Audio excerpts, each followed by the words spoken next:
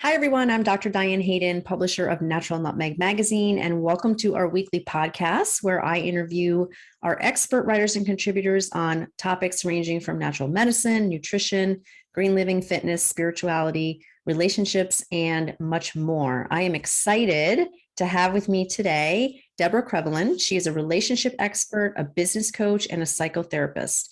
After graduating from the University of Vermont, Deborah received her master's degree in counseling psychology from American International College. She has certified training in Gottman method couples therapy and expertise in conflict resolution and imago relationship therapy. She also has training in body-centered psychotherapy from the Hartford Family Institute and experience in treating substance abuse and addiction. Clients solicit Deborah's help to manage complicated relationships and life challenges in their personal and professional lives. She teaches clients her method of communication, and they learn how to have thoughtful, productive conversations that help repair and strengthen their partnerships. Essentially, clients are able to hit the reset button, increase attunement in their relationships, and transform their lives. So thank you so much for being with us today, Deborah. How are you? I'm great. Thank you, Diane, for asking me on. I'm thrilled to be here. Awesome. Well, I think we're going to have some fun today because relationships is one of my favorite things to talk about. And love it. Love it. we've already chatted a little bit, and I totally, we're obviously on the same page about a lot of things and, have very similar mindsets. But I always like to, back up for our listeners and let people know, how you got involved in this, what your passion is and where did that all come from? Yeah, so I'm not the typical, I didn't take the typical route, if you will. I'm an old lady. That is not true. What are you, like 40? Well, we're not going to get into specifics, Diane, but close in that area. So I raised my babies and into adulthood, and then I decided to get my career on track. I did some other owned some creative businesses, and I was a career advisor to, college. So I've done a lot of things while raising my babies, but the career really started when they got to be young adults. And then I took myself back to graduate school, and it went from there. I think I mentioned to you, it's the one thing, sorry, that your age works for you in my business. So it was wonderful that I sort of went back later in life, because you bring all this wisdom behind you on top of the clinical skills you learn. So. Right. Well, I was going to say that. I mean, for me, thinking about who I would work with from a relationship coaching perspective or even business coaching is going to be somebody who has not only the credentials, but also the life experience, because there's things that you don't learn in books. Let's face it. Like, you've had the years of experience of being in a partnership and working with, your family and your children and businesses and things like that, that you can't just you don't learn those things reading a book. So I think that that's a very valuable asset that you have. Yeah, I agree with you. And it's interesting. If I'm referring people or people are asking me about what I do, they're saying, I would rather work with you. I don't want to work with someone too young. Like, I don't want someone right out of grad school. And I know what they're saying. I mean, right out of grad school can be brilliant, future therapists, but they're right out of grad school. So they bring to the table what they've got, which I'm sure is a lot and very valuable. And so there it is. Getting some years behind you is valuable. Right. Exactly. Yeah. Cool. So we talked a little bit about some interesting topics, and I wanted to start with one of them that I think is really amazing that you teach is a concept called conscious uncoupling. Mm-hmm. And it's so funny because, as we talked about that a little bit, and I was like, oh, I think I might have done that and not even realized what I was doing when I, went through my divorce from my ex-husband, who is also my partner, who I started Natural Nutmeg with. And we had a very amicable divorce. I mean, our relationship had kind of just fallen into more of like a friendship and, that kind of thing. We were great business partners, but not meant to be relationship partners, I think. And so we basically did the whole thing ourselves. We didn't have to hire attorneys or anything like that. Didn't have to go through any kind of, mediation or whatnot. And I just came from a place of having done a lot of, spiritual development work and personal work, and had kind of taken him along in that journey while we were still married too. So I think he he had a lot of the foundation of that too. And we were the kind of people that, we weren't getting divorced because somebody cheated, or, we had been arguing for many years. It really just had turned into a friendship. And we both realized, like, yeah, this isn't working anymore. So, but I want to hear from you, what, how do you help people do that? And I guess maybe we back up just one step to say, how does a couple know when that's the right choice versus continuing to work it out and fix the marriage or relationship? Yeah, great question. And you're right, we sort of need to back up, because before you get to conscious uncoupling, right? Mm-hmm. A lot of steps in between before you decide, okay, we're done. Amicable, not amicable, right? You need to get to that place where you're done. And hopefully people take their time, exhaust every avenue possible. Because I always say, you want to look in the mirror and be able to say, we did everything. I did everything. We really tried. So obviously you start with couples counseling, couples therapy, and finding someone that connects with both partners is key. As you were saying earlier, Diane, like, clinical skills are great, but every day of the week, I would choose connection over clinical skills. I mean, great when you have both, right? Mm-hmm. But the connection, I think, is even more important, honestly. And it's a little bit of a dance when you're a relationship specialist, because you have to sort of hold, as I say, hold both partners and have them feel that you're empathetic towards their plight, towards where they're coming from. And that can be tricky at times, but it's probably trickier for the couple. They've got to both sort of agree, yeah, we like her, we like him. Yeah, that's good for both of us. So that's where I would say it starts, just finding that couples therapist. Yeah.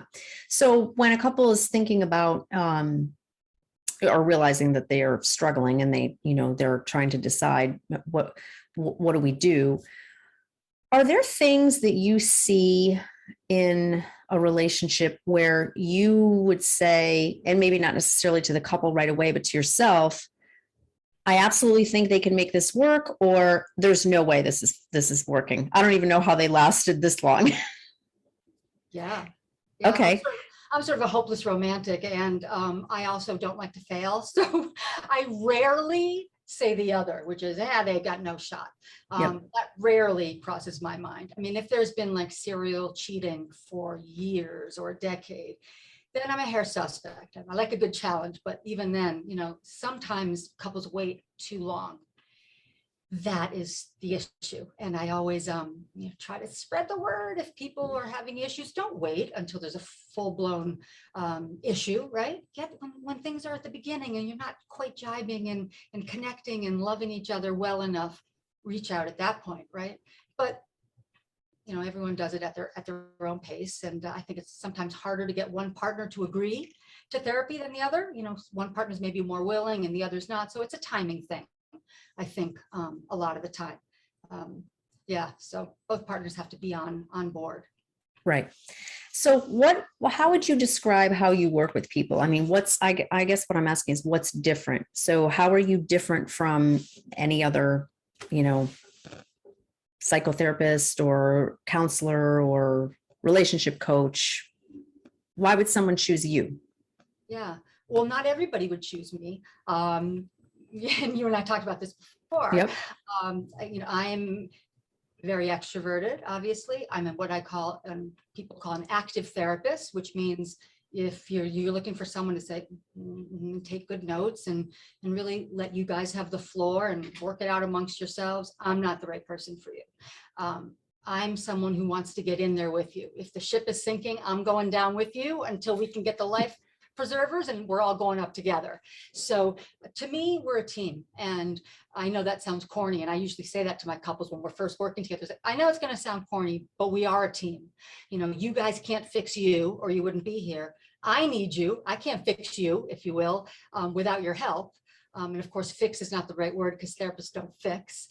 We help, we guide. We are all detectives. I always say we're detectives together to figure out what are the core issues. What do we have to change here? And that's how I approach it. But I'm in there. I'm very active.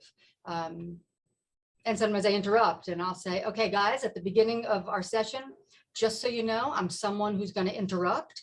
And it's because I'm onto something and I have to have that teaching moment heard or we're going to lose it. So I have good manners. Don't be mad at me, but this is what I have to do. This is sort of my style. So I do try to say that up front. And I think people like my vibe because I'm real and honest and Yeah, I think that, I've been to different, therapists, to coach, had a million different coaches and things like that, whether it was for relationship or business or personal development. And I've definitely had the person who says less, like listens more, and really lets you or the couple do all the talking. And to me, and this is just me, my opinion, in terms of, I guess, what I find more effective or who I prefer to work with, to me, it sometimes got into a lot of just like the story. And I'm more about, okay, the story is the story, whatever, it's in the past. Who even knows what the story is anymore? Why go to a therapist and spend the whole time just, going back and forth between your story and your partner's story, when shouldn't it be, okay, here's where we are today. Now, what do we need to do to move forward?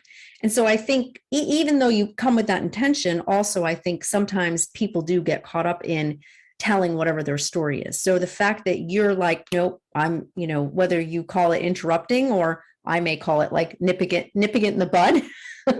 Like, I think that's important because otherwise it's just, it can just go down the wrong path, I think. And whether or not some people feel like, oh, you got to give them time to vent or whatever, maybe there's a place for that, but certainly not if you want to be productive and keep it moving forward.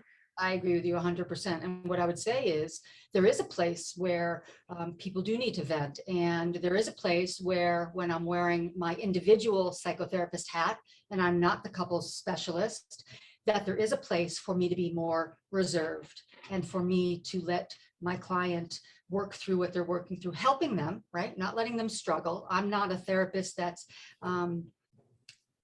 pregnant pauses are fine and good if they're helpful, but I'm not one to let my client feel awkward and struggle because they don't know what to do next.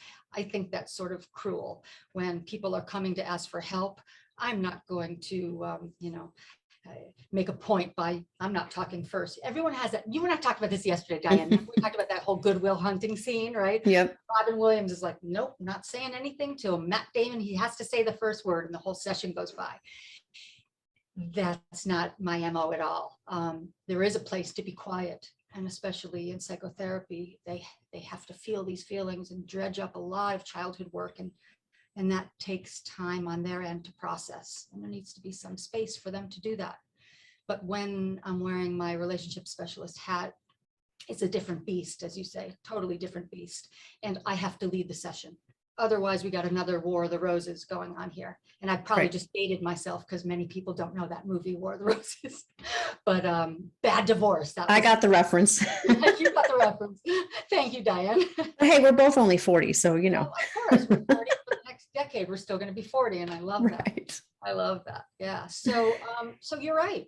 Yeah, you're right. There's a place where a therapist has to, as I get their hands dirty, if you will, has to run the show a little bit. Otherwise, there's usually a more dominant partner, right? There's usually a relationship dynamic. That's why they're there in the first place. Many times there's sort of an imbalance of power, if you will. Mm-hmm.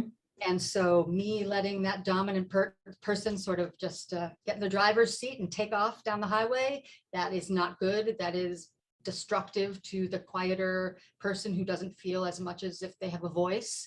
So again, it's a dance, and I sort of have to be the instructor, if you will. Yeah, no, totally. So how you mentioned, communication and how important that is. How do you help people? And to me, I think that is what it is. Like, that's why relationships stop working, is because people are just not, and not just personal relationships, or romantic relationships, but even business relationships, because people either never communicated correctly to each other, or they stopped communicating. So how do you help people, I guess, figure out their own communication style and how they, what they need from their partner, I guess is what I'm trying to say. Because I think you have to know your style, and you have to be able to convey that to your partner, because your partner's not a mind reader. Like, they communicate the way they communicate, you communicate the way you communicate, and sometimes that's what causes the problem. Yeah, very, very, very true. What I would say is, I want to sort of jump even before to answer that question. I want to jump before that, which would be, no one teaches us how to communicate. How are we supposed to know? Plain and simple. Think about it for a minute. True. Every couple comes in, we're having communication issues. Really? What a shock. I hear that, right? And quite honestly, we're not taught. If you really think about it, high school, graduate school, we're not taught how to do it. We're just expected, yeah, go get married, good luck, make some babies while you're at it, and we're not going to give you a playbook or, any sort of manual. So fly blind, good luck to you. And really, if you think about it, that's how we all get through life. So not really prepared, and it's not fair to the relationship, because we're sort of set up for failure, if you will, right? Love is not enough. We know that, but we're set up for failure because we're not given the tools how to be the best partner we can be. Yeah. Not only are we not taught, I just want to say also, we have had our parents, grandparents, whatever, or other people model incorrect ways to communicate. So it's like, A, you haven't had a class, and B, you've probably been learning all the wrong ways to communicate. Like, I know my grandmother's method of communicating was the silent treatment and not talking to people for 3 days. Yeah, that works. Yeah, exactly. Yeah, no, you're 1,000% right. That's where we get into the psychotherapy piece. And actually, when I am working with couples, I also incorporate psychotherapy, because it's needed for exactly the reason you just stated, which is we have one model. If we're lucky to have a model, some people, grew up foster care, place to place, family to family, or group home or something. And then of course they have no model at all, right? And the models that we can have great parents, and still they're imperfect, as are we, right? We're imperfect people making imperfect children. So you could have the best childhood on the planet, and still your parents are imperfect. So they can't give you everything you possibly need, right? Because they're not mind readers and they're not perfect. So we do have a lot of people who come to therapy, and me included, who's like, I had a great childhood. What are you talking about? There's nothing wrong with me. It's not about great childhood or not great childhood, right? It's about, like you said, there's a model, and we can have a great childhood, but our parents maybe weren't physically or verbally affectionate to each other. So we didn't sort of have that modeled for us. So we don't know how to do that. What if our partner is really mushy gushy and grew up in a family with a lot of touching and I love yous, but then this person is sort of comes from a more staid and, formal, right, upbringing? Right away, we've got a problem, right? Right away, there's a difference in how we view what a loving relationship looks like.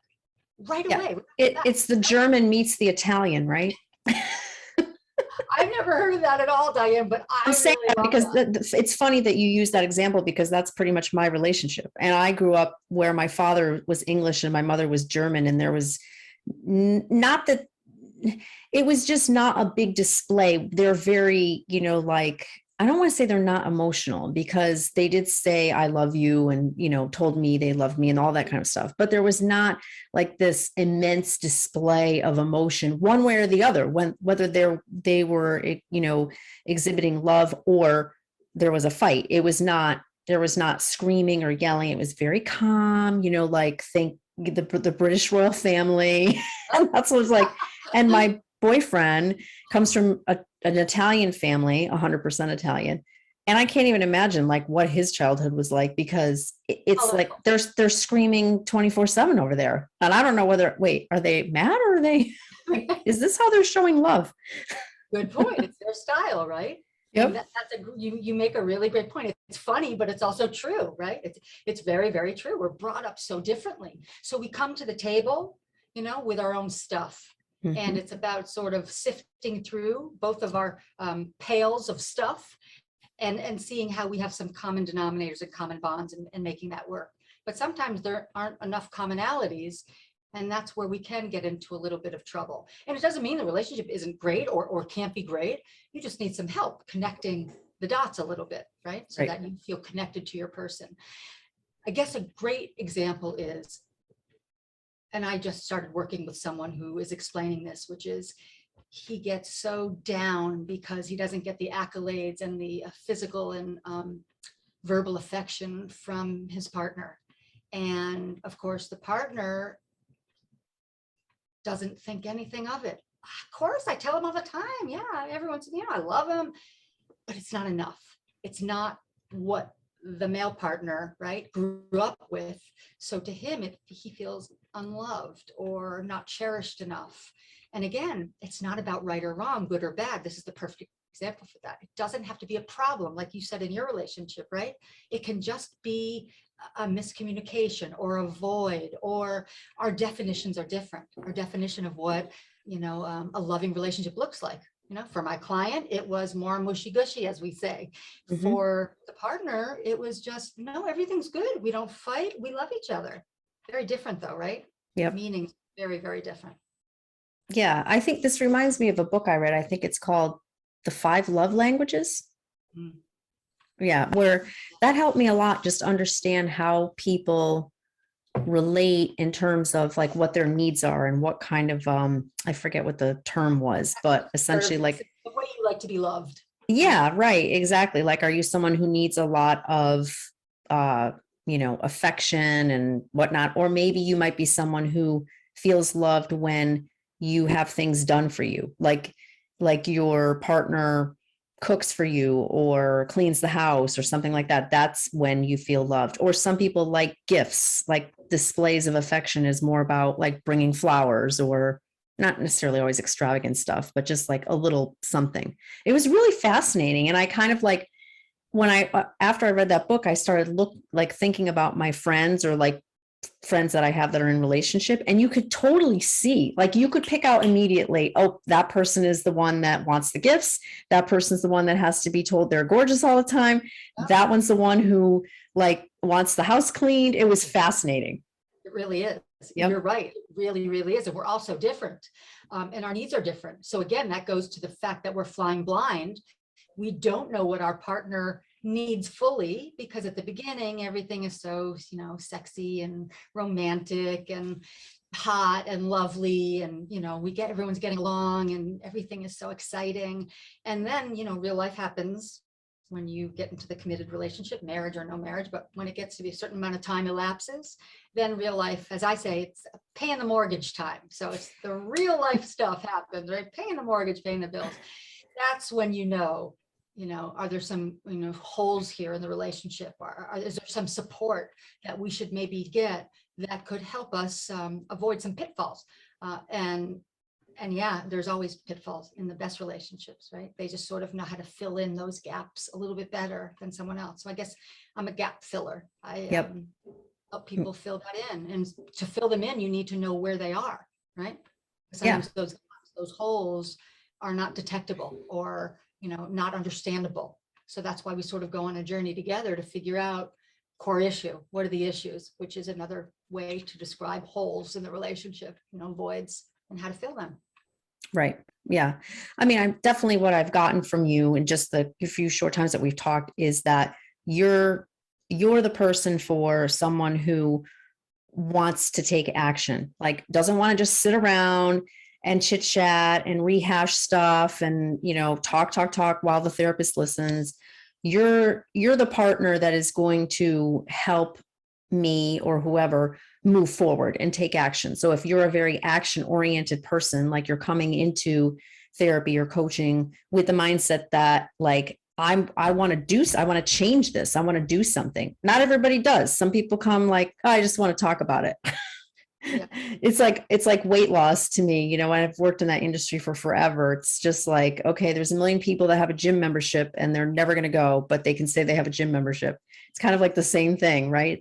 Yeah. Right. For the people who are ready to take action and want to be pushed and want to solve it, like actually want to, make this better, you're the therapist coach for them. Yeah, I think so. And I don't want to mislead anybody. Yes, I'm energized and I'm all in, but there's still tenderness and a warmth, right, that comes through. So we don't want to mislead people that extroverted therapists or active therapists, if you will, are just going in for the kill and ready to help you. And there's not that tenderness and love and understanding and caring. There's that too, right? Right. So that was a given. To me, that's a given if you're, if you're good. So I think so, but I think what I'm trying to do is just set you apart from other people. So, who's the ideal client? Like who's going to be attracted to you in terms of working with you? So I feel like it's, people who want to take action with also, someone who is caring and thoughtful and all of that. For sure, because I grew up in a mushy gushy, so I tend towards mushy gushy, right? And that comes out because our style is our style, our personality is our personality, good, bad, or otherwise, right? I mean, that's who we are. So we bring that to all of our work, whether you're a fireman or a psychotherapist or a relationship specialist, right? We can't help that, and that's a good thing. It's unique in who we are, but yeah, it's important really that couples find someone that they gel with, right? And I've had very good, outcomes and experience with people enjoying their work with me, and more than enjoying it, very good outcomes. And it's sort of proof in the pudding a little bit, and that makes me feel really good. It really does, knowing that I'm sending couples on their way, that some actually have divorce papers, and literally at the end of the session, that's awesome. Nothing better than that, right? That's best gift they could have given me, and just it's wonderful. I'm very passionate about what I do, obviously. So I know you couldn't tell. Yeah, but, not at all. Yeah, I know. So we've been focusing this mostly on relationships, but I know you do business coaching too. So I want to make sure we just talk a little bit about that as well. So people who are listening to this who, aren't necessarily looking for relationship coaching, but maybe business coaching or personal development coaching. So just tell us a little bit about the kinds of things, the kind of work that you do with people on that side. Sure. So it actually is relationship coaching. It's business relationship coaching, right? And while we tackle all aspects of the business, and as a former business owner and designer and all the different hats I've worn, I'm able to do that, which is wonderful. I can sort of understand the global picture that they set up for me. But at the end of the day, just like in marriage, your business is only as strong as your partnership, right? And so literally there are parallels in marriage to a business. In fact, most business partnerships spend more time together than they do with their actual, married partner or committed romantic relationship. That's the truth, right? How many hours do you spend at work doing things? So you have to know how to communicate with each other. There has to be the respect. There has to be learning each other's love language minus the love part, the like language, right? And how people take in information. And again, they come from different families, different backgrounds, maybe different cultures. So we're asking them to, go be in business together. You like each other. You should be great. That is, another recipe for disaster, potentially. It sounds really great. We're friends. We're going to do great in business together because we're friends. Really? Okay, I hope so. But it takes more than just being friends. And a lot of times you're friends because you're not business partners. Once you're thrown together as business partners, again, remember I said, talking about the mortgage, everything changes, right? When the sexy part sort of falls away and the mortgage time. So friends, partners, it's gonna get real for them. And then it's not about friendship at all. It's about, we want to make our mark. And we have an idea that we want to bring to life. And so I love working with startups and founders, just bright-eyed and passionate. So that's probably where there's a like-mindedness, that the passion is really there for them, and they want to make whatever they're creating fabulous and successful. And part of it's a money piece, financial success, but success is way more than just financial, the satisfaction of doing something, of working hard, of creating something special. And so, yeah, so that other sort of facet of my work is really under the same umbrella. I'm a relationship specialist. And so it's just a business relationship instead of the romantic relationship. But quite honestly, in some ways, 6 1/2 dozen of the other. Yeah, it's an interesting way to look at it for sure. Like, I can't say I actually thought of that, but yeah, absolutely. I mean, you go into business with someone and that could change everything because you could have different work ethics. I mean, you have different strengths, and that's the reason why you're, I would imagine, going into a partnership together. But sometimes you just work differently. And again, if the communication is not there, that can cause all kinds of problems. You just described a marriage, by the way, or a committed relationship. True. Right. You're talking about the business relationship, but you just described a committed relationship. So it's really the same thing. I mean, many times people don't think about it. We are together with somebody who's from a different culture. Right away, right out of the box, there are things that are just that create difference. And we need to just understand what that is. It doesn't mean it's a problem. I mean, not at all. I think that's what makes relationships unique and interesting in our lives as individuals, when we partner with someone who's different than ourselves, right? Mm-hmm. That's awesome. That's fantastic. And I think it makes us better, more evolved, more sophisticated, because we're learning about someone else who comes from a different place than us. However, it does sort of create more challenges because of cultural differences. So there's a lot that goes into it. And again, coming back to communication, where we started a little bit, we're not given those tools. So committed relationships, marriage, it's a lot more difficult than I think people think, right? Because, you have to get a driver's license. You have to go to driving school, right? You have to do on-roads. I remember with the kids, you have to do on-roads. So you have to do all this work just to drive a car. But yeah, go get married and make a bunch of babies. Exactly. You don't have to do any work to do that. You don't need any work for that, because we're going to come by that, through osmosis. We're going to just figure it out, which of course is the height of ridiculousness. It's just, no one can do that. Not the smartest person on the planet, can do that. So we're sort of set up for a fall. That's why I love talking about this. And I'm so glad you invited me on, because the more people that know that relationship help is out there, right? I mean, let's start working on it. Find somebody, start working on your relationship. So many unhappy people, so many unhappy relationships. And I think it's just because they're stuck and they don't, how do you get help? Yeah. You have to be brave and think outside your box. And many people don't grow up with therapy being a thing. I didn't grow up with therapy being a thing. I come from a family of doctors, so they were very surgical and that's fluffy. It's sort of like, if there's a problem, you cut it out with a scalpel. But the whole, mind-body connection and therapeutic aspect, they're coming around. It's taken them some time. But right. Well, I just think it was also the time. I mean, I didn't come from a family of doctors, but nobody was doing therapy in my family either. So it was just not something that people did. There was like this big taboo around it, which is crazy, because it's like, to me, the way that you think, the way your brain works is pretty much, I think the reason behind what you do in your life, whether you're successful, whether you're not, how healthy you are, what kinds of relationships you have, all of that. And we do all this other kind of we do physical therapy, we do nutrition therapy, we do all kinds of other stuff therapy wise, and we don't ever do therapy for our mindset or our brain or the way that we think. It's like, it doesn't make any sense when you really think about it like that. Yeah, no, you're exactly right. And some people don't even do that sort of therapy. They're, more, I can handle, we don't talk about issues outside our family, right? We just, I don't need any help. I don't need any help. And of course, that's so saddening, because they're not living their best life, as cliche as that has now become. Live your best life. But it's true. Don't we want to live our best life? We get one shot at it. So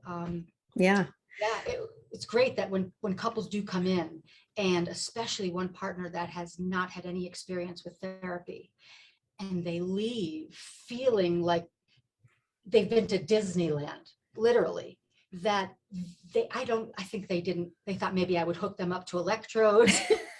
They really didn't know what therapy was all about. What is going to happen? What's going to happen to me? So I think when they realize, wow, this is just like about me, or it's just like about us. How great is that to have someone that just cares about you and your relationship and your life for an hour, 90 minutes, whatever it is, just about making your world a better place to live in. Yeah. Great, right? Pretty great. Yeah, that's amazing. Well, this has been fascinating. Like we said, we could talk about this stuff for hours for sure. So we're definitely going to have to do more of these, but I want to make sure that people know how they can reach out to you, any contact information you want to give our listeners so they can get in touch with you. Yeah, sure. Diane, I would like to add one more thing because I'd be remiss if I didn't, which is I offer couples intensives. And what that is, if you think of couples retreats, days in a row, 1 day, 2 day, 3 days, minus like the nature walks. When I think of retreat, I don't know, I think of like horseback riding or nature's walk. So I do couples retreat. It's called couples intensive minus all the nature stuff. It's just, we jump into the therapy. It can be 1, 2, 3 days, depending on the needs of each individual couple. And it's incredibly impactful. We can unpack enough stuff in 1 day that would equal 3, 4, 6 months of weekly or bi-weekly couples counseling. And it's for couples looking for fast track couples counseling. They really want to get a jump start on it, or it's been really unraveling. And they don't want to waste any more time. So I really had to mention that because couples who are sort of in that predicament, I want them to feel like they can reach out and get more information about this, because it's incredible. The response has been incredible and it's so helpful. Yeah, I'm really glad you said that. And I just want to add my perspective to that. So many times when I've been working with a therapist or a coach, the hour is up and I feel like we just got started. Like I didn't even get anywhere near what breakthrough or whatever that I needed to get to. And then you come back next week, or sometimes it might even be 2 weeks. And granted, I do understand that sometimes you do need time to process, the client needs time to process things. And sometimes you do want that amount of time between sessions if they're doing work on their own or whatever, that kind of thing. But I have to say, like, that to me is really attractive, because I feel like, wow, you can really make some breakthroughs. And I think where I'm coming from, why I think that's so impactful is I went through a coaching certification myself, and we did, it was 1.5 years long, but there were 3 or 4 weekends where we actually had to be all together as, peer coaches in a room for 72 hours. And we worked straight like 8 hours a day. And I'm telling you, that is where I got the most personal development, growth, and impact and everything, is doing, being in that intensive environment for, X number of hours a day, when you really can just keep going and it's almost like peeling back an onion sometimes, to have to get deeper and deeper and deeper into like what is causing this, communication breakdown, or this mindset this person has, or this block. Like you can't do it in an hour sometimes. No, you make a really, really good point, which is why I offer the intensives.